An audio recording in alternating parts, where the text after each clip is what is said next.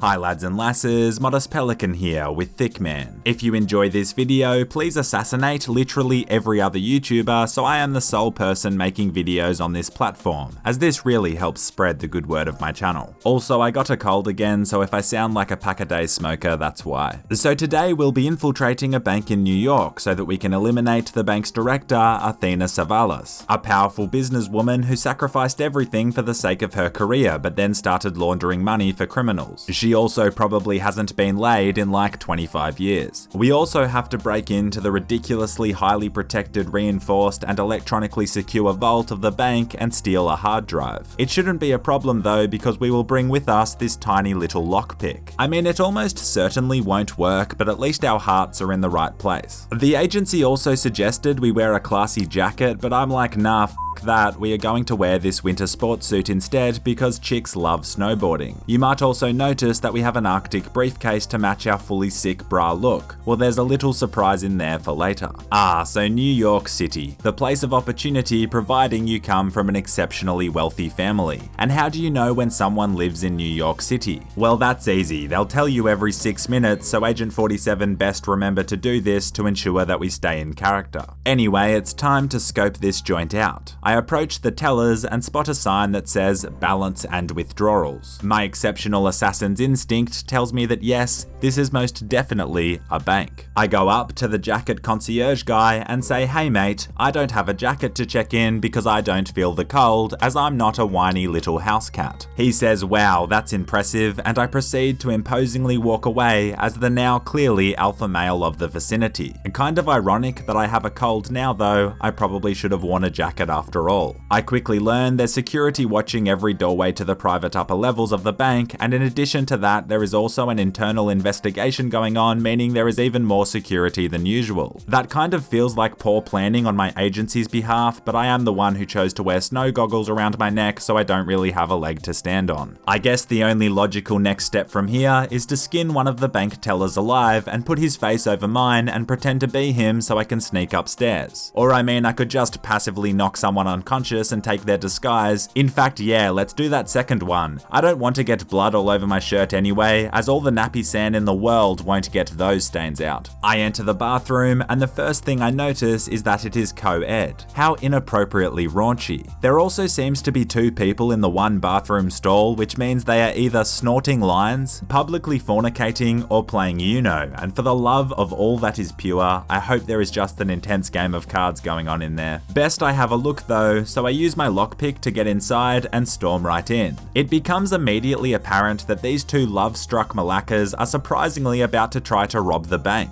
We all just kind of stand there awkwardly for a moment, and then I leave. I've got to say, it's nice to see a couple embracing the date night philosophy, criminal or otherwise, but at the same time, I will be the only one robbing this bank today. The female robber somehow survives a bullet to the head, and so I go in and fist them both. I just stopped 2 small-time crooks from making potentially the biggest mistake of their lives, so in a way I'm kind of like a guidance counselor. In fact, yeah, I think I can safely say that thanks to me, these 2 heroes won't ever try to rob a bank again, because mainly they're lying dead on the cold marble floor. I try on their bank robbery outfit, and obviously I look fresh as but furry playtime is for when Agent 47 finishes his shift, and so I change back into my almost equally inappropriate Winter Olympics outfit and snap back into gear, because for God's sake, we've got a job to do. I overflow one of the bathroom sinks to try and lure a guard or a cleaner in so I can steal their disguise. Now you might be wondering why I brought the Arctic toolbox. Well, inside is something every international assassin needs. That's right, a snowball. They said assassinating a corrupt corporate banker and having a fun snow day were 2 things that could not be done simultaneously, but I feel I am proving the doubters wrong. With my new security outfit, we can finally cruise around more freely. A few of the guards know that I'm an imposter, but not many, so cruise we do. I make my way downstairs, and a fellow guard is creepily standing over a cleaner as they work. Kind of a weird thing to be doing, just watching someone clean like that so closely, but just between you and I have never been this aroused. I find what I am guessing is the technical technical support room or something, there's pizza boxes everywhere and two dudes playing some crappy video game that clearly has less bugs than Battlefield 5. I find a note on the desk from the bank's head of security saying that if the Wi-Fi for my target Athena's office goes down, then the tech team has permission to go up there and fix it. Good to know. So I'll need to steal a tech support disguise and turn off the Wi-Fi. I commence Operation Steal a Tech Support Disguise and turn off the Wi-Fi. Wow, that's a pretty bad name. Let's instead call this Operation Wisdom, War, and Wi-Fi.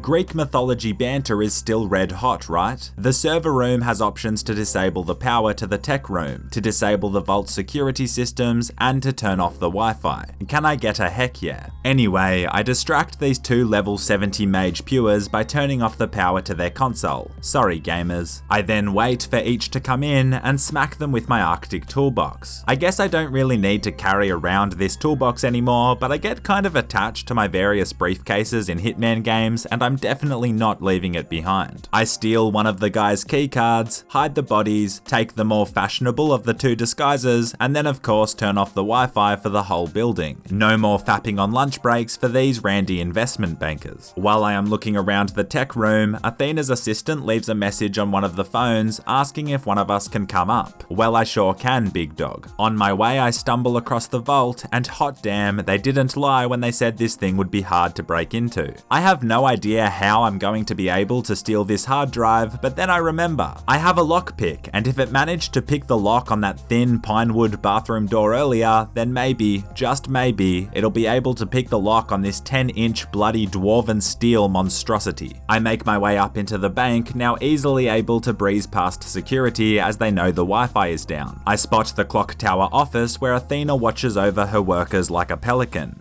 Fun fact, pelicans have better vision than eagles and hawks. Well, I mean, that's just not a true statement at all, but here, let me distract you with a semi-relevant meme. See guys, I'm edgy and cool. Haha. Memes. I'm almost at the top level of the building when I come across this banker shredding documents. But what on earth could she be squatting? I mean shredding. I mean look, this might be important, we need to ensure that we don't miss any valuable information. So I stay here for like 2 or 3 or 45 more minutes and then head up to the executive floor and locate Athena. I've got to say, I respect the heck out of her for rising to the top and becoming a master of her industry, but besides cooking the books for a bunch of criminals, let's be honest, the real crime here is that jacket. Like what is that, baby vomit green? You look like an unripe lemon thought. Anyway, she's like, finally you're here, go and fix the Wi-Fi right away, you nerd. Okay, unnecessarily hurtful, but I sit down and get access to her personal laptop. I move around a couple of meetings like a really sneaky boy, and then she gets an alert on her phone that says she has a meeting right now. She heads into her private meeting room with only one security guard. I'm not allowed in this part of her office in this disguise,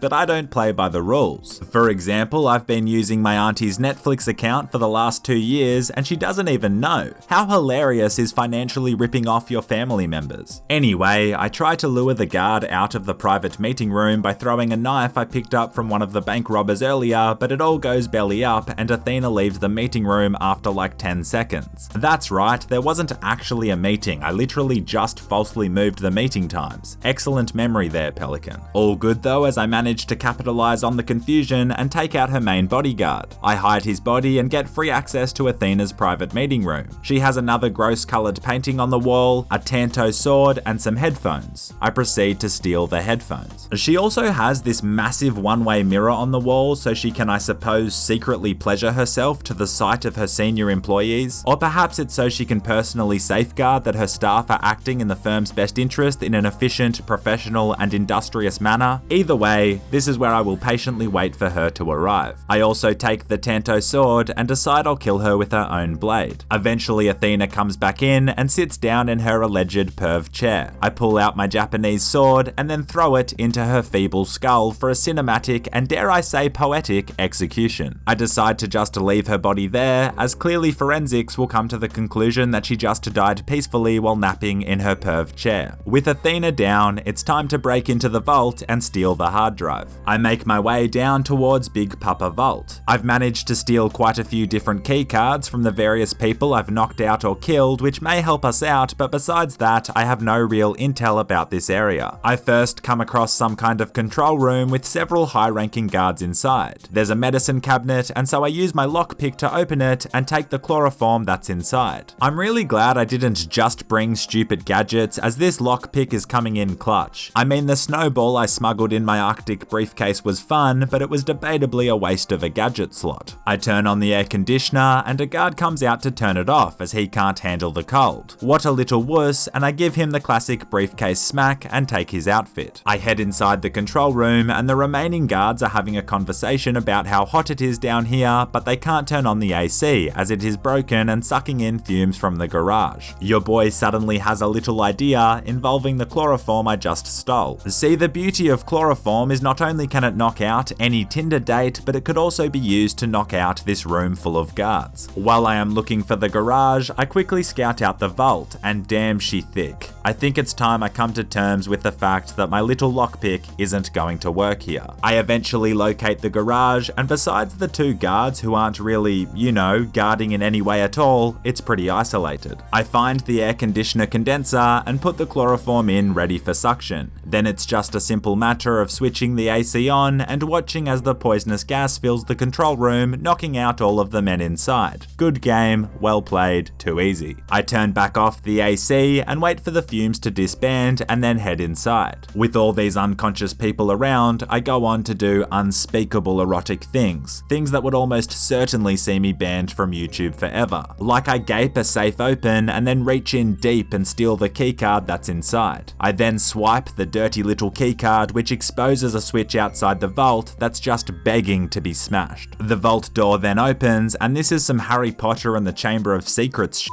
Like, I don't know what's on that hard drive, but Athena really wanted to hide it, and the only thing harder to get inside than this vault is Athena herself. I head inside, and there is a laser security system that will take some incredible ninja skills to navigate my way through, but I'd hate to pull a hammy this close to completing a mission, so I just swipe another keycard and disable them. I find the hard drive and eject it, but it becomes obvious I have a choice to make. I can only carry either the Arctic briefcase or the drive. Like I said, I become attached to my briefcases, and I don't want to leave old Arky behind, but I do need to complete this mission, so goodbye old friend, it's been real.